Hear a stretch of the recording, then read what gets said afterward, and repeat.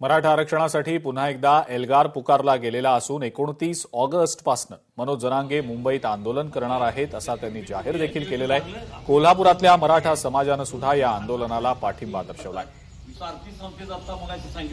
याचा आढावा आमचे प्रतिनिधी सुनील काटकर यांनी घेतलाय। आपण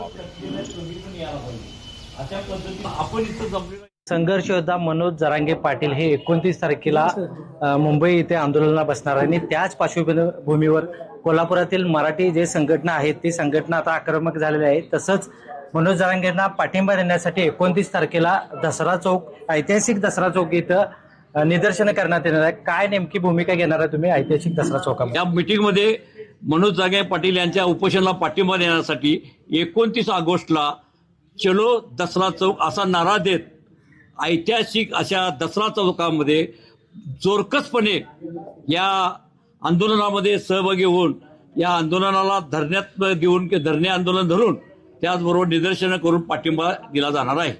तुम्ही जर बघितलं आरक्षणाच्या यादीमध्ये 83 नंबरला कुणबीची जात नोंद आहे, ओबीसी मध्ये समावेश आहे।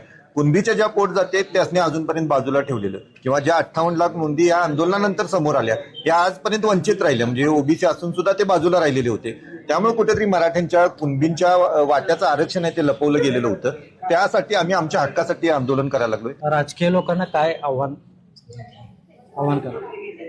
राजकीय लोकांनी मराठा समाजाचा रोष पत्करून घेण्यापेक्षा आज जे देशपातळीवर विद्यार्थ्यांचं जे आंदोलन झालं यात मराठा समाजाचे सुद्धा आहेत की एकीकडे शिक्षणावर एवढे मोठी घाला होत असताना मराठा समाज शिक्षणात जे आरक्षण मागतोय ते त्वरित सरकारनं मान्य करावं, त्या मागण्या मान्य करून समाजाला न्याय द्यावा अशी आमची सगळ्या प्रमुख संघटनांची मागणी आहे। सुनील काटकर, लोकशाही मराठी, कोल्हापूर।